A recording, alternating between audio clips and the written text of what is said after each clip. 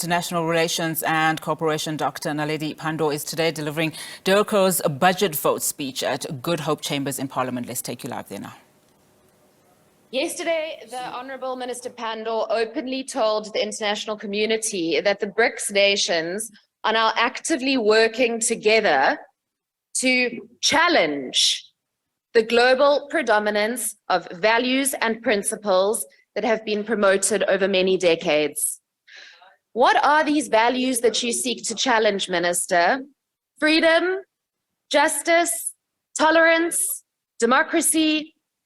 In the same breath, the ANC has justified their failure to condemn Russia's invasion of a sovereign state under the spurious auspices of so-called non-alignment.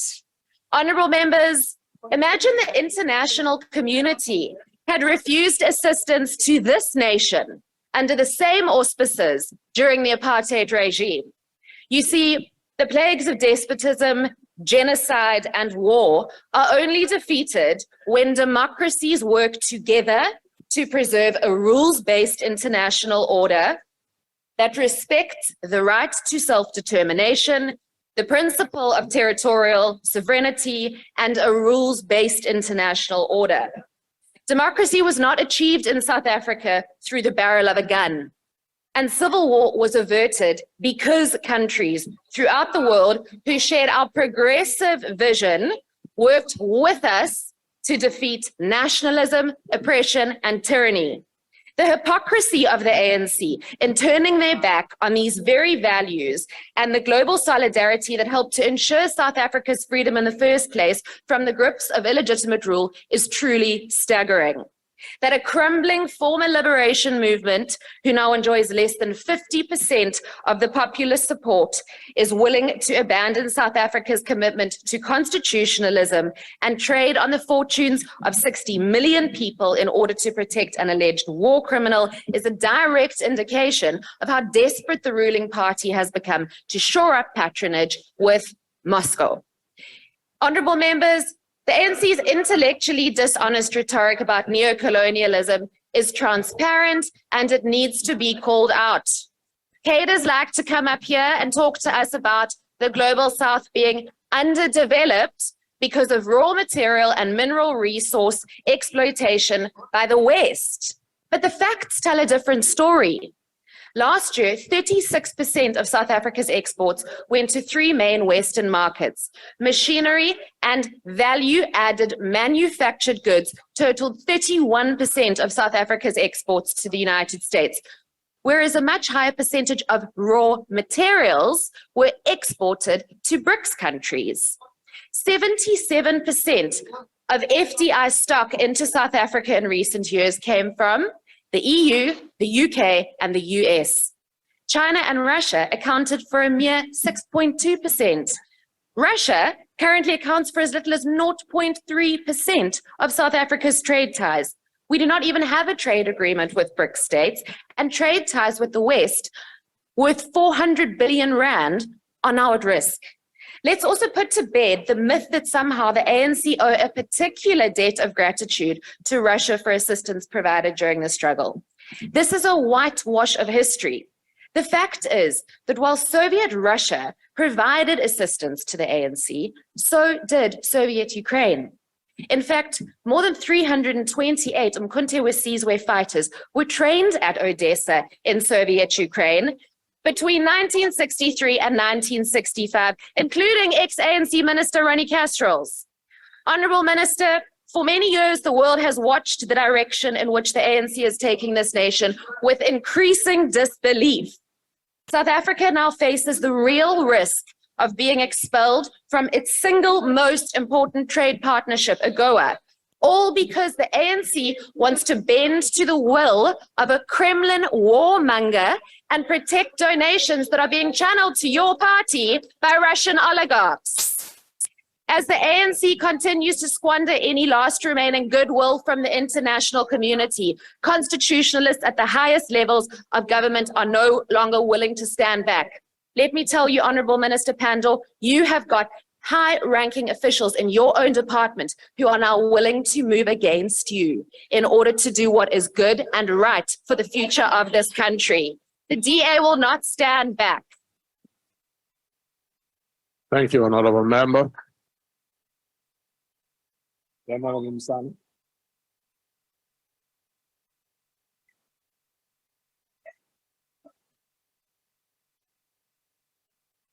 Thank you very much, Chairperson. Order, honorable members. Sometimes uGoogle uyahlupha ngoba uyakumislead.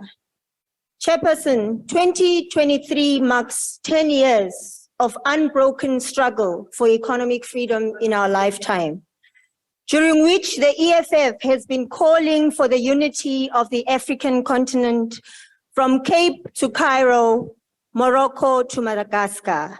It is the EFF and only the EFF chair that has been calling for one African passport, one currency, one military, and one Africa, without the artificial borders that were imposed on us.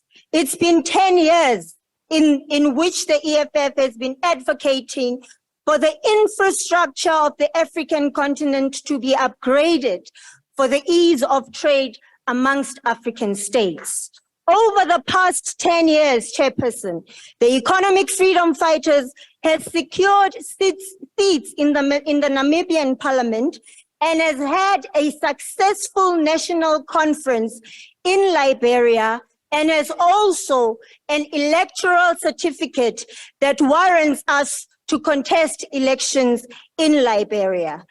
10 years, Chair, of advocating for the unity of African people, and years, it's been years, Chairperson, since the brutal killing of Elvis Nyati and xenophobic attacks on fellow African people due to the social ills by the ruling party, which caused Africans to fight over breadcrumbs while the real economy is heading to the seas. As the EFF, we are not amazed that our call for the unity of Africa is deliberately misrepresented because the ruling party has dismally failed to lead and deal with unemployment, crime, and the increasing of violence. It is on this note, Chairperson, that we request and we call upon all progressive forces of the African continent and international forces to fund the revolution by SMSing EFF donation to 42191. Chairperson, we are gathered here again today to debate the budget for a department that has more than 6 years failed to build the African Parliament building that was meant to put this country on a world map for hosting the African continent. This department has collapsed the image and pride of South Africa in the eyes of the most important African institution, the African Union and Pan-African Parliament, by failing to deliver a permanent housing and a permanent building for the Pan-African Parliament.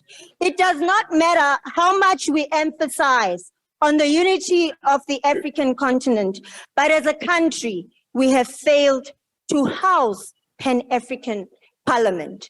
This country has opted to make Mr. Cyril Ramaphosa's associates rich through the monthly rentals of housing the Pan-African Parliament than to place this country in African history books. Chairperson, we have ignored the historical responsibility we have towards the reinvigoration and development of the continent.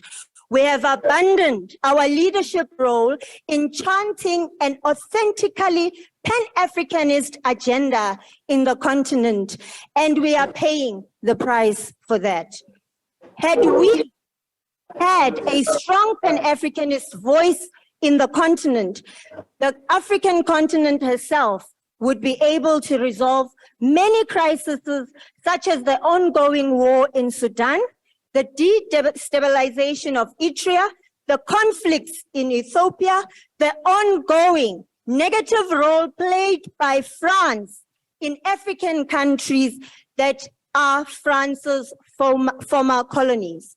Just next door, Chair, we failed to condemn a coup instigated by Mnangagwa and his group of thieves whose only interest was to loot Zimbabwe and to develop her.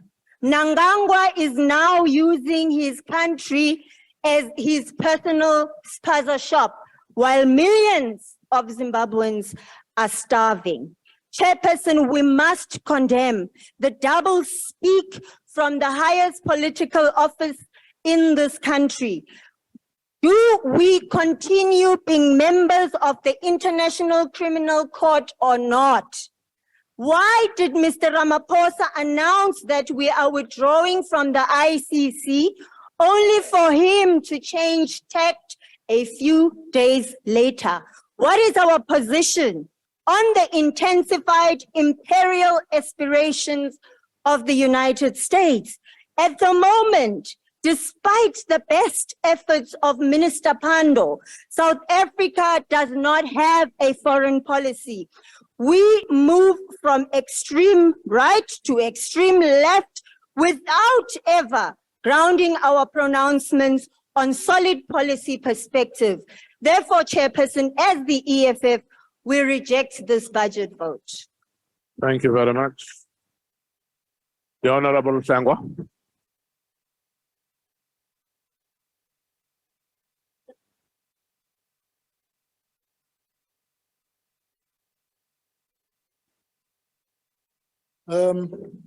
Honorable House Chairperson, at the outset, one must really want to take this opportunity to thank all the Foreign Service staff of South Africa who represent and defend this country at times, even in the most difficult of circumstances.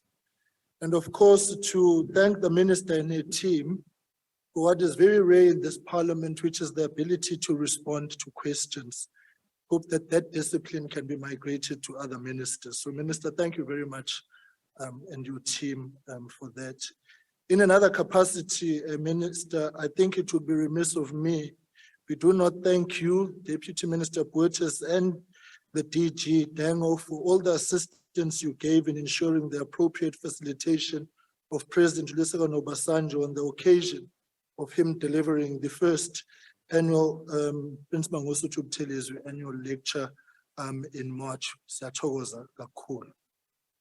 Chairperson, the ongoing global challenges which are prevalent through the invasion of Ukraine by Russia, the Israeli-Palestine conflict, the One China policy conflict, and the conflict in Sudan, and the list is endless. More than anything else, requires all of us to be a united force in our collective efforts, in our commitment to peace. We must condemn violence wherever it prevails against human rights. Honorable House Chairperson, I would want to start with the financial matters of the department. DIRCO's financial management is also of concern. The DIRCO 21-22 annual report says there is over 800 million rands in unauthorized expenditure awaiting authorization with no record of any disciplinary steps. Irregular expenditure is recorded at just over 2 billion rands, while fruitless and wasteful expenditure comes in at over 30 million rands. The report indicates issues around SCM procedures and policies not being followed. We also read that of 3 persons placed on precautionary suspensions for an average of 168 days at a cost of almost 2.7 million rands. This flagrant disregard for the proper stewardship of public funds is unacceptable. The AG agrees in stating that the oversight by the accounting officer regarding financial reporting and compliance monitoring was not effective due to an inadequate review of the financial statements and non-compliance not being prevented. Further, the lack of consequence management in respect of officials that allow or permit non-compliance with laws and regulations to take place results in irregular and fruitless expenditure. So this must take particular priority in the department. But at the same time, the question then becomes, Minister, what is South Africa's positions really on anything? The Honorable Msani raises a critical question. On the issue of the ICC, I think it's important, Minister, to clarify, does South Africa continue being a signatory to the Rome Statute, or are you pulling out? Why these questions are important is because they are the yardstick measure and benchmark upon which this Parliament can hold you accountable. We need to hold you committed to your own commitments. If those commitments change, we must be apprised of them so that we can be in a position to understand the thinking of this government and along the lines of its own strategic objectives on the international stage. Interestingly, Minister, is that South Africa positions itself as an advocate of human rights and peace. Yet it is a missed opportunity not to be honest with our friends. If Russia wants an amicable solution, then the point of departure should be to call out the fact that it is an invasion of Ukraine. It does not take away from you actually arriving at a solution on this matter. So, Minister, really on anything, whilst we have got no doubt of your noble intentions and your patriotism and your commitment to the responsibilities at hand, I think one of the most hardworking ministers that we have actually in this country. But clarity is needed.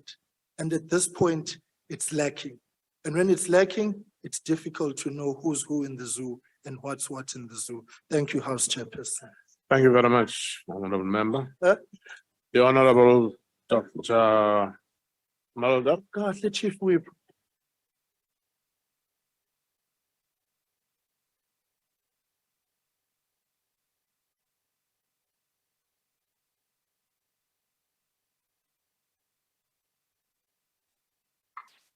Honorable Chairperson, Honorable Minister and Deputy Ministers, Honorable colleagues, it's a privilege to participate in this debate on international relations and cooperation. And the Honorable Minister started off by referring to the importance of the date today, 10 May, being 29 years since the inauguration of President Mandela on that day. The two of us were both present at that occasion. And you referred to what Mr. Mandela set out as one of the core values of his policies in those days, or his view, namely justice, equality, and peace. And I will come back to that. I want to focus specifically on Program 2, International Relations, as almost 50% of the budget is spent in international relations, 3.3 billion rand. And in the budget report, it is stated as follows. The department would continue to pursue increased and improved access to South African products and services to foreign markets, which would contribute to the aim of increasing manufacturing and thereby contribute to an export-orientated economy. I think we all agree with that. Secondly, the department intends to become a catalyst and operate as a networking agent for South Africa Incorporated. The missions in particular are poised as key frontline role players to the pursuit of economic diplomacy and its component pillars such as foreign direct investment pledges, as well as contribution towards inbound tourism, etc. The question is, how do we achieve that? How do we get to that to materialize? And I had a look again, and I remember what was said about Mr. Mandela's foreign policy. And it was described by some as follows.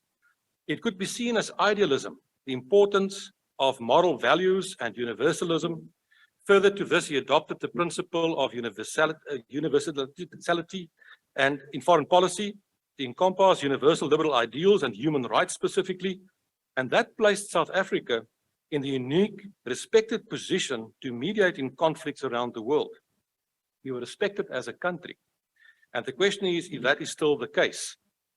Now, my concern is, Honorable Minister and Honorable Chairperson, that at the moment, it seems that there is a change in approach in the world in various aspects, but specifically by the US, by the United Kingdom, by Australia and other countries, which one could describe as the West. It seems that they are coming with a different approach, and they want to counter China's involvement, specifically the initiatives by China to build infrastructure in Africa.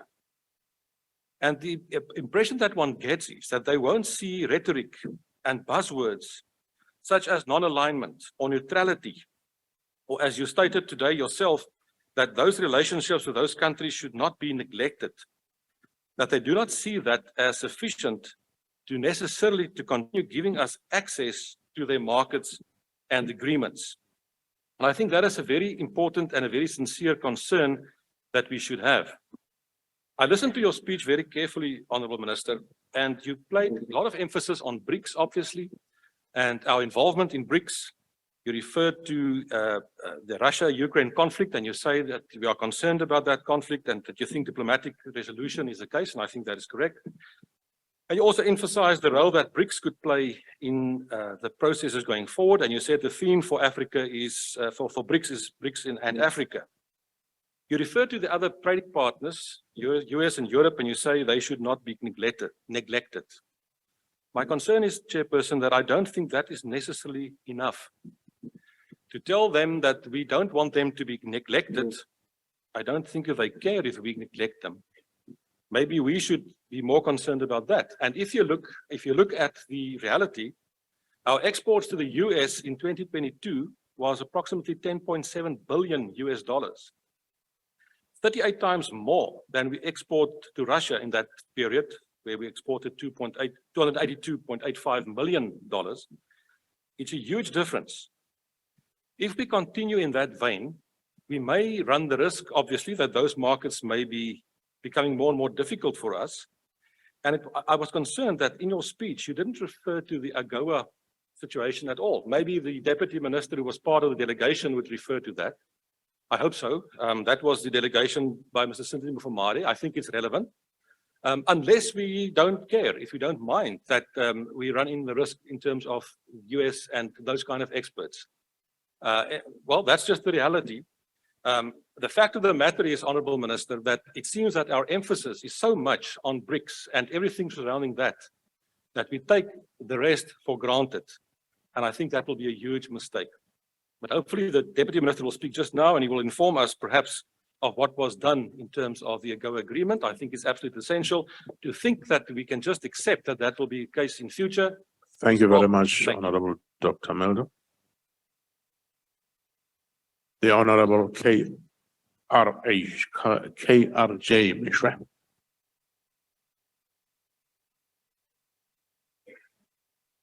As Chairperson, the ACDP welcomes news of the safe evacuation of all South Africans who were trapped in the war in Sudan.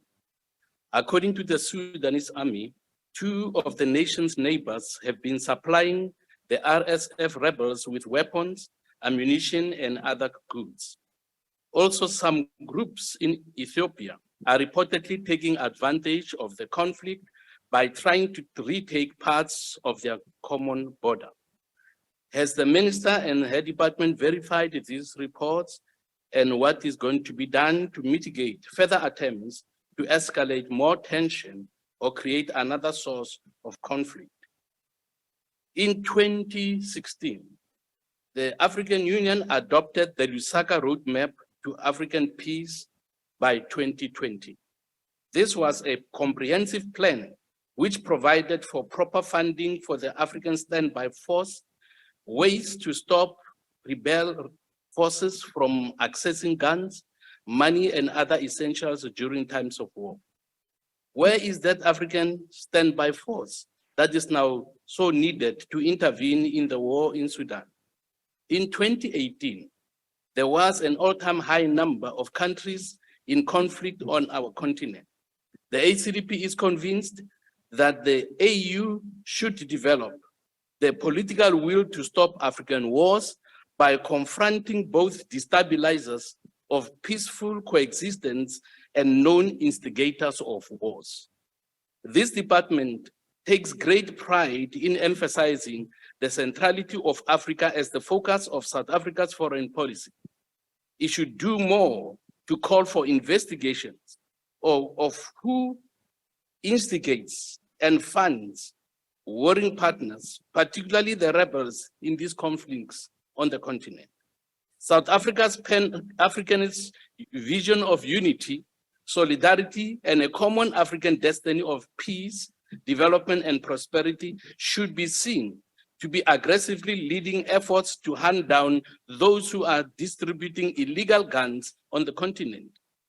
Yesterday, when the Portfolio Committee on International Relations deliberated on the committee report, concerns were raised about recommendations that the committee tables before this House, yet they seem to be ignored.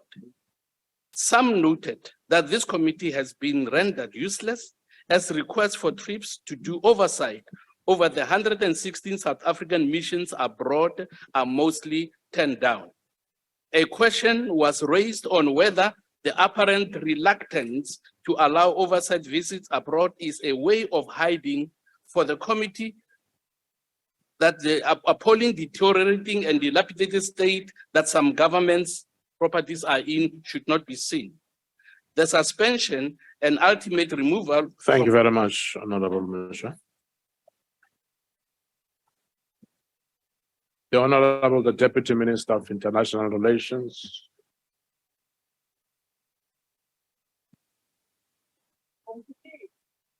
Honorable House Chairperson, Honorable Ntombela, Minister Pandor, Minister of DIRCO, Deputy Minister Mosego Dlamini, the PC Chairperson, Honorable Obakeng Mamupelo, fellow members of Parliament, the DG of DIRCO, Mr. Dango, South Africa's Foreign Services personnel and diplomats. Honorable House Chairperson, South Africa's foreign policy as an indigenous African identity that is woven into and inspired by regions of South Africa all over the world. Honorable Deputy Minister. Honorable Tandi Tobias, please mute. Can continue, Honorable Deputy Minister. Honorable House Chairs, I indicated that our foreign policy as an indigenous African identity that is woven into and inspired by the struggles and aspirations of South Africans. It is therefore imperative to restate what underpins our foreign policy, outlined substantively by Nelson Mandela when he said, and I quote, "The temptation in our situation is to speak in muffled tones about an issue such as solidarity. We can easily be enticed to read that reconciliation and fairness means parity between justice and injustice. And having achieved our own freedom, we can fall into the trap of washing our hands of difficulties that others face. Yet we would be less than human if we do so," unquote. South Africa's first democratically elected president held true to his inaugural oath on 10 May 1994 when he commits South Africans to oppose all that may harm it.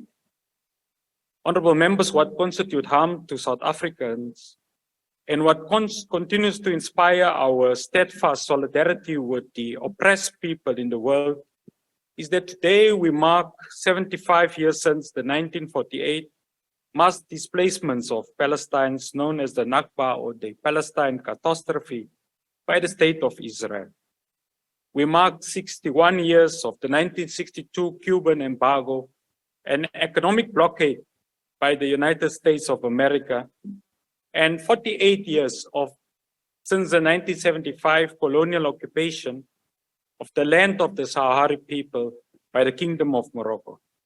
The white paper on South Africa's foreign policy entitled Building a Better World, the Diplomacy of Ubuntu contends, honorable members, that South Africa will work in partnership with countries of the South and the North to address its shared challenges of underdevelopment, promoting of global equity and social injustice. In my intervention, I will focus on the work that we are doing in the underdeveloped South and the industrialized North to address these shared challenges of underdevelopment and the promotion of global equity and social justice, with a particular emphasis on economic diplomacy.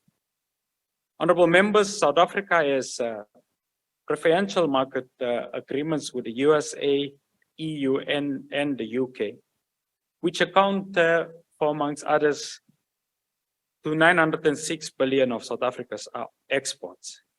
A significant portion of exports are value addition, namely the manufacturing of goods and services, and support approximately 1 million jobs.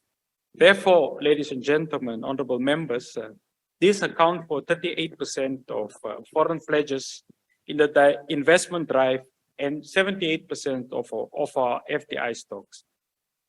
President Ramaphosa, ladies and gentlemen, undertook an official working visit to Washington, D.C. on the 16th of September at the invitation of President Biden, and the bilateral talks focus on a range of critical issues where trade, investment, energy, global peace and security, food security, climate change, and just energy transition, including the reform of the United Nations, were discussed. This visit appreciated the strong bilateral ties between the USA and South Africa, given the fact, ladies and gentlemen, that an estimated 600 US companies are operational in South Africa. As part of the outcomes of the visit, a joint task force on trade and investment are to be established to expand our bilateral ties between the two countries. Honorable members, over the past year, we were able to undertake a number of official visits to countries in Western Europe, including the UK, Spain, Portugal, and we hosted our counterparts from Austria, Spain, Belgium, and Switzerland. Our president also undertook a state visit to the UK on the invitation of King Charles III. He further hosted the Majesties of the King and Queen of Belgium, as well as the President of Spain for an official visit. As a result thereof, ladies and gentlemen, members, a joint Belgium-South Africa battery research project are being undertaken at the Council of Scientific and Industrial Research, CSIR, and the first African-grown mRNA vaccine is being developed in collaboration with Belgium non-state partners. South Africa remains the only African country and only one of 10 countries globally that has a strategic partnership with the European Union and the EU. Honorable House Chair, the Nordic region remains one of South Africa's evergreen partners, and South Africa's president and the Prime Minister of Norway co-chairs the Access to COVID-19 Tools Accelerator, which facilitates increased collaboration to accelerate the development, production, and equitable access to COVID-19 tests, treatments, and vaccines. The President also hosted Your Excellency, the President of the Republic of Finland, on a state visit. Honorable House Chair, cooperation between South Africa and Central European countries has progressed extensively since 2016, and there were various exchange programs with Bulgaria, the Czech Republic, Romania, Poland, and Croatia. And we have also hosted a number of bilateral consultations with our counterparts in Central Europe, including with the Bulgarians, the Czechs, and Polish, and senior officials meetings with Hungary, Romania, Croatia, and Slovenia. Relationship, Honorable House Chair, with the Baltics continued to expand, and bilateral consultations were held with Lithuania and Latvia. Honorable House Chair, as regards to our relationship with Canada, I wish to inform the House that Canada remains an important ally in helping us address our domestic priorities, including our strive to construct a developmental and capable state. We further look forward to the imminent signing of the long-awaited agreement between South Africa and Canada on audiovisual co-production, which will benefit South Africa's creative sector. Honorable House Chair, the Russian Federation remains a strategic bilateral partner of South Africa. The ITEC was convened by the Minister and presided over by senior officials beforehand. The second Russia-Africa Summit is scheduled to convene in St. Petersburg in July 2023.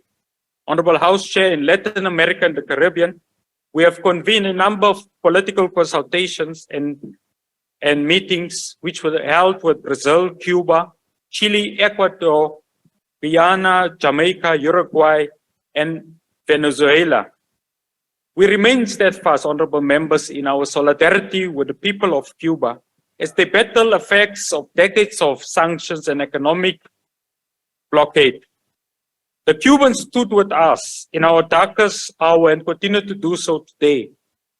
Honorable members, our solidarity with the Cubans transcends politics. For an example, in the education sector, more than 2,000 South African students have received medical training in Cuba, and the Henry Reeves Medical Brigade stands as an epitome of Ubuntu diplomacy. Honorable House Chair Oliver Tambo, on the occasion of the Olof Palme Memorial Lecture in January 1987 in Sweden, reminded us, and I quote, "Each day carries both the burden of its past and the seeds of its future." The developed North, honorable members, therefore carries the burden of its past and equally has a unique opportunity to carry the seeds of our future together with us as Africans, as we jointly address the challenges of unemployment, poverty and inequality in the developing South. Honorable House Chairperson, I wish to indicate to the Minister of DIRCO, Minister Pandor, that we value her indelible leadership, and we wish to conclude by wishing her and more than 20 million South African mothers a blessed Mother's Day on Sunday, and we will do so by saying Malibongwe. Thank you very much.